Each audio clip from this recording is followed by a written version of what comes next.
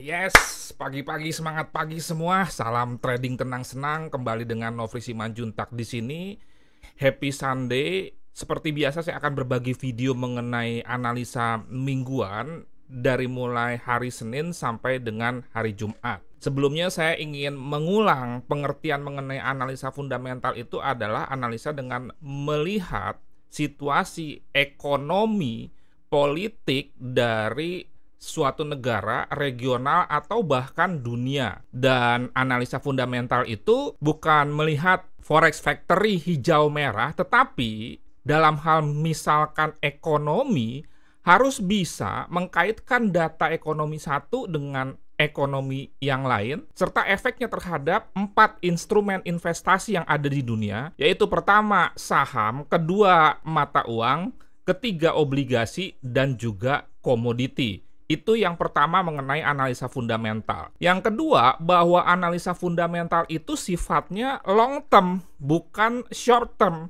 Dan kalau kita lihat contohnya, misalkan suatu negara atau bahkan dunia mengalami perlambatan sampai krisis ekonomi, kan tidak mungkin besok atau minggu depan atau bulan depan, bahkan 3 bulan ke depan langsung bisa recovery. Makanya Anda harus paham di dalam menerapkan analisa fundamental tersebut dengan smart.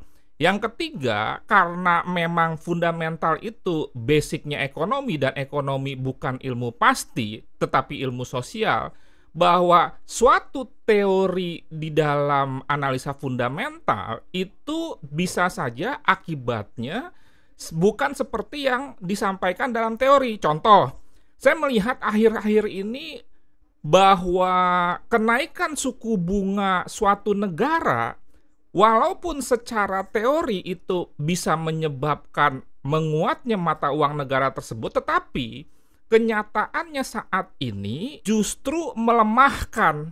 Itu biasanya karena market melihat bahwa kenaikan suku bunga yang besar tersebut dalam rangka mengatasi inflasi, berarti ada masalah ekonomi dalam negara tersebut, sehingga market pesimis. Itu bukti. Selanjutnya juga, kalau kita perhatikan secara garis besar, masalah ekonomi di dunia ini sama dengan kadar atau efeknya yang berbeda-beda. Saya perlu ulang lagi, pertama dimulai dari COVID, kemudian COVID selesai, dan terjadi krisis politik di mana Rusia menyerang Ukraina. Ini juga bukti bahwa politik itu sangat mempengaruhi ekonomi, karena serangan tersebut menyebabkan rantai pasokan atau supply chain itu terganggu. Artinya, kebutuhan masyarakat akan pangan, akan energi itu tetap, dan Rusia, Ukraina ternyata juga pemasok pangan dan energi yang besar, sehingga karena demand-nya tetap, supply-nya terganggu, makanya disebut rantai pasokan akibat perang Ukraina-Rusia yang sampai ini belum jelas, maka menyebabkan harga energi pangan menjadi naik. Inilah yang menyebabkan inflasi, karena pengertian inflasi itu naiknya harga barang, terutama dalam kasus ini di energi dan juga di pangan. Nah, dengan demikian, kaitan berikutnya, dan itu menjadi masalah umum untuk mengatasi naiknya bahkan tingginya inflasi di banyak negara yang mencetak rekor tertinggi sepanjang sejarah. Biasanya bank sentral secara agresif akan menaikkan suku bunga. Dan yang namanya kenaikan suku bunga itu adalah sebuah kebijakan pengetatan ekonomi. Dampak dari kenaikan suku bunga, apalagi yang agresif dalam arti besar dan sering, itu justru membuat ekonomi melambat. Sehingga sebetulnya kalau kita perhatikan, terjadi yang disebut dengan siklus ekonomi, bahwa terjadi yang namanya krisis, kemudian pelan-pelan recovery, dan akan terjadi krisis lagi. Itu yang melanda dunia.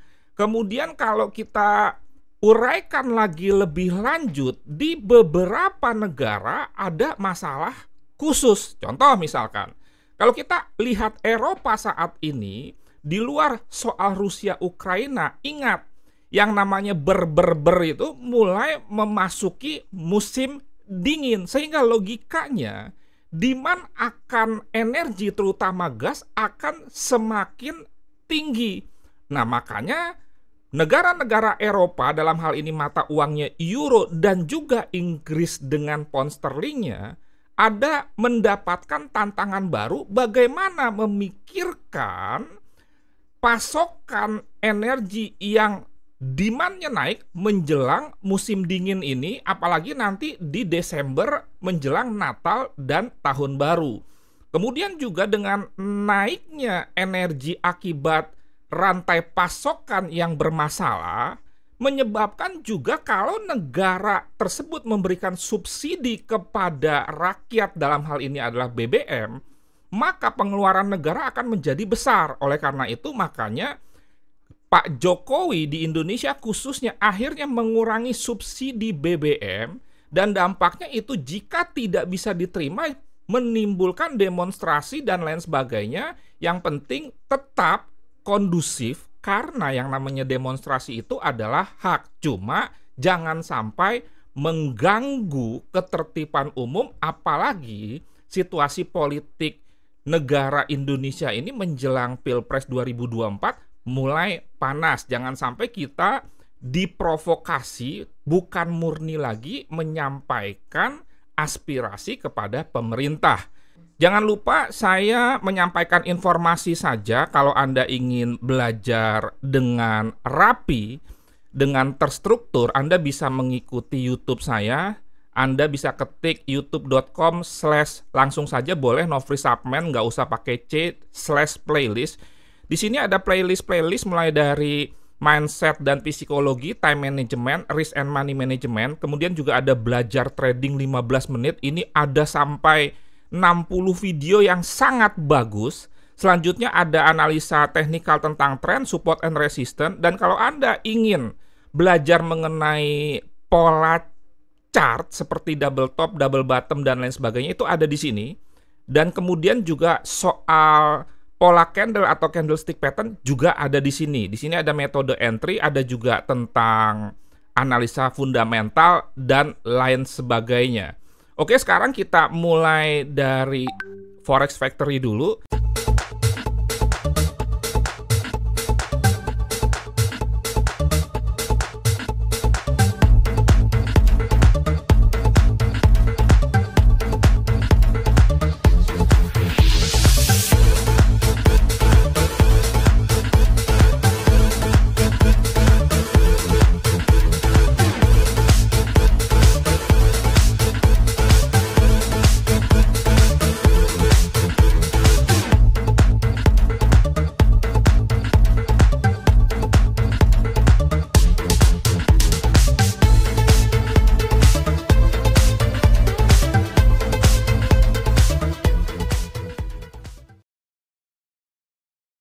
Di video sebelumnya dalam cara trading saat NFP, saya sudah sampaikan kepada Anda kalau 3 data yang dirilis itu mix atau campuran, lebih baik wait and see. Dan itu terbukti bahwa gerakan market pada saat Jumat lalu itu tidak terlalu fluktuatif, karena memang terus terang itu agak aneh, di mana NFP-nya itu berarti parallelnya naik, tetapi di sisi lain ini ya, tingkat penganggurannya itu membesar. Artinya di sini datanya bagus, di sini datanya jelek. Itu yang disebut dengan mix. The Fed itu di Jackson Hole sudah menyampaikan target inflasi itu 2%. Berarti di sini sebetulnya The Fed masih ngotot secara agresif akan melakukan kenaikan suku bunga dengan lebih sering, dengan lebih besar, karena targetnya 2%. Sedangkan kalau kita perhatikan di tabel ini, saya sudah membuat rangkumannya, inflasi Amerika itu memang menurun dari, kalau tidak salah 9,1% menjadi 8,5%, dan ini masih jauh dari target 2%. Jadi saya meyakini bahwa The Fed tetap akan agresif menaikkan suku bunga dan itu akan dirilis tanggal 22 September. Kalau kita perhatikan lagi CME Federal Watch, kenaikan suku bunga 0,25% itu diprediksi oleh 43%.